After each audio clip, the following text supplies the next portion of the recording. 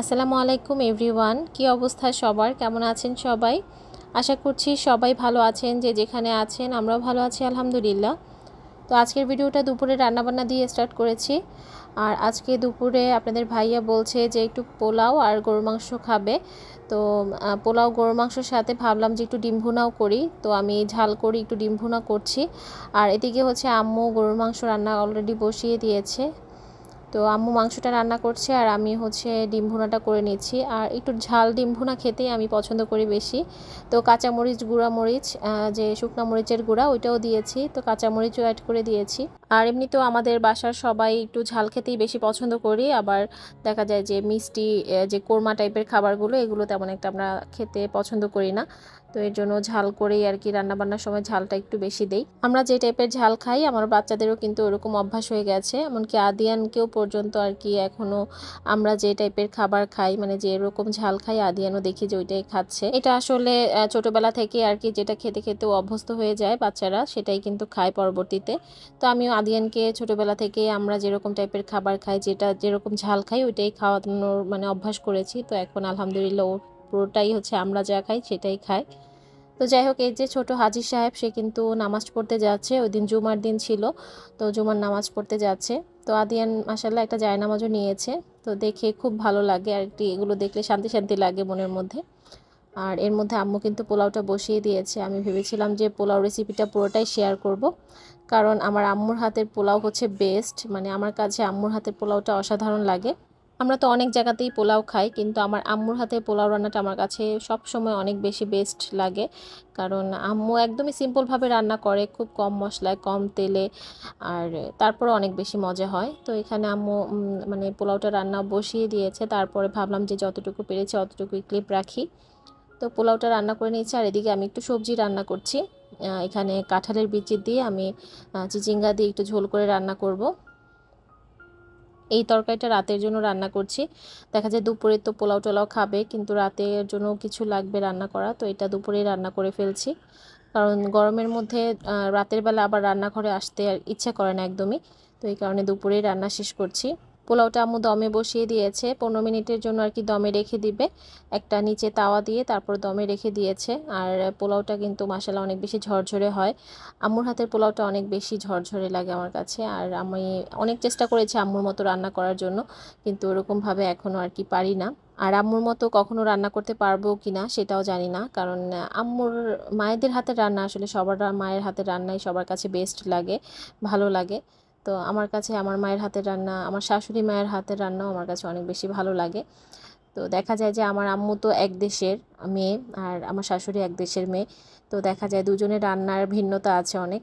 তো আম্মু দেখা যায় যে গ্রেভি টাইপের যে জিনিসগুলো আছে সেগুলো খুব মজা করে রান্না করে, খুব ভালো লাগে। আর আমার শাশুড়ি মায়ের হাতের কিছু রান্না আছে যেগুলো আমি মানে খুব পছন্দ করি। এই তো এদিক থেকে কিন্তু কথা বলতে বলতে আমার কিছু থালা বাসন জমেছিল, সেগুলো ওয়াশ করে ফেলেছি। আর সাথে সালাদটাও আমি রেডি করে ফেললাম। টমেটো নেই বাসায়, টমেটো একটা ছিল, সেটা দিয়ে শসা দিয়ে আমি সালাদ রেডি করে নিয়েছি। আর এই তো রান্নাবান্না করার পরে টেবিলে খাবারও দিয়ে দিয়েছি। এখন তো সবাই মিলে আমরা খাবারটা খেয়ে নেব দুপুরের। তো আমি খাবারগুলো সব আগে টেবিলে দিচ্ছি, তারপর আর কি আমিও বসে পড়বো খাবার খেতে। তো এই শুক্রবার দিনটাতে দেখা যায় যে সবাই মিলে বাসায় একত্রে খাওয়া হয়। আর ভালো লাগে কিন্তু সবাই মিলে যখন একসাথে খাওয়া হয় তখন। তো আজকের ভিডিওটা না আমার 2 দিনের ভিডিও ক্লিপ একসাথে অ্যাড করে দিয়েছি। তো এটা তারপর দিন সকালবেলা ছিল, আমার বাচ্চাদের স্কুলের একটা প্রোগ্রাম আছে, তো ওইখানে যেতে হবে। তো ভাবলাম সকালবেলা একটু মানে টিফিন রেডি করে দেই তাড়াতাড়ি করে। তো এখানে আমি প্যানকেক বানিয়ে নিয়েছি। তো আলবিনার জন্য আমি টিফিনের জন্য আর কি 2টা আগে বানিয়ে নিলাম, ওকে টিফিনে দিয়ে তারপর ওকে স্কুলে পাঠিয়ে দিব।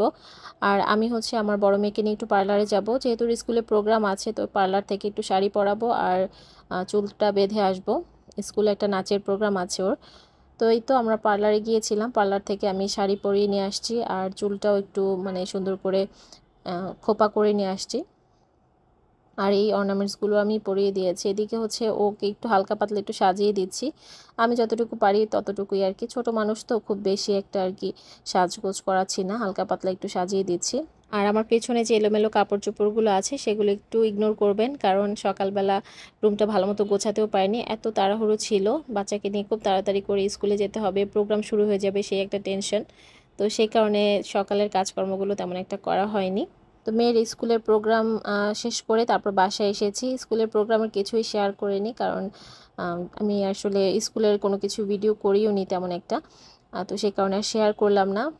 তো এটা ছিল বিকেলবেলা। আপনাদের ভাইয়া বাসায় কিছু ইলিশ মাছ নিয়ে আসছে, এগুলো বরিশালে গিয়েছিল তখন আসার সময় নিয়ে আসছে। তো এখানে অনেকগুলো ইলিশ মাছ ছিল, কিছু আমি বাসায় রাখবো আর কিছু হচ্ছে আমি একজনকে দিব, এর জন্য আর কি এনেছে। তো আমি যা বাসায় রাখবো সেগুলো বের করে নিয়েছি। আর ইলিশ মাছটা আমি যেভাবে সংরক্ষণ করি সেটাও একটু শেয়ার করছি। তো ইলিশ মাছ যে সাইজের, ওই সাইজের আমি বড় একটা পলিথিন নিয়েছি। তো পলিথিনগুলো একদম সুন্দর করে পেঁচিয়ে, মানে ইলিশ মাছটা একদম যাতে পুরোটাই কভার হয় এরকমভাবে আমি পেঁচিয়ে কিন্তু ফ্রিজে রেখে দিব। ওই লেজের কাছ থেকে আমি একটু বেঁধে তারপর রেখে দিব, যাতে কোনো বাতাস ভিতরে না যেতে পারে।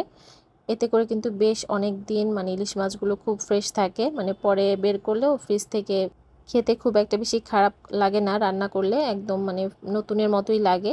তো দেখা যায় যে এমনিতে যদি আমরা রেখে দেই না ফ্রিজে, তাহলে একদম কেমন যেন একটু গন্ধ আসে ইলিশ মাছটা থেকে, এরকম খাওয়া যায় না। তো এভাবে একটু সুন্দর মতো যদি সংরক্ষণ করে রাখা যায়, তাহলে কিন্তু ইলিশ মাছটা বেশ অনেক দিন খাওয়া যায় ফ্রিজে রেখে।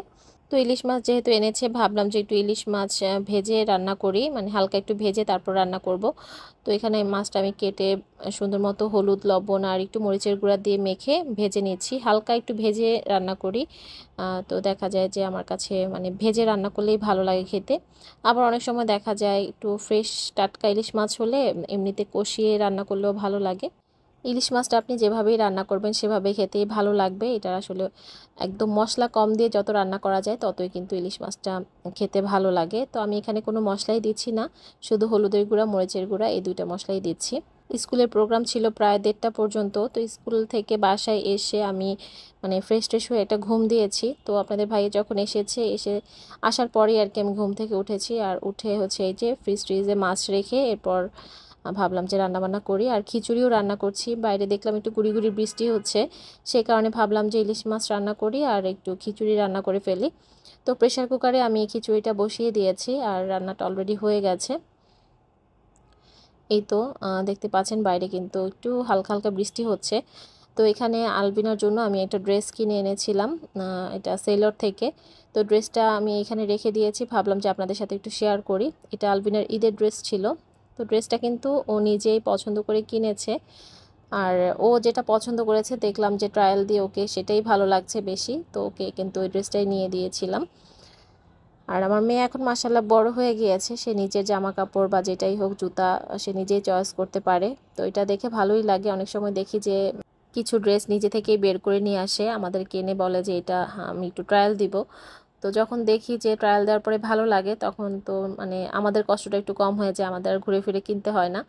তো এই ড্রেসটাও কিন্তু সে নিজে পছন্দ করেছে, পরে ট্রায়াল দেওয়ার পরে দেখলাম যে ওকে অনেক সুন্দর মানিয়েছে।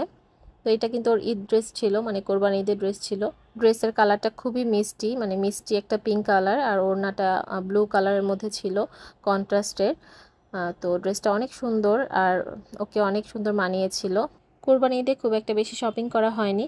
আলবিনা তো আগে থেকেই বলছিল যে তাকে ড্রেস কিনে দিতে হবে, তো ওর জন্য ওকে একটা ড্রেস কিনে দিলাম। আর সবার জন্য টুকটাক হালকা পাতলা আর কি শপিং করা হয়েছিল।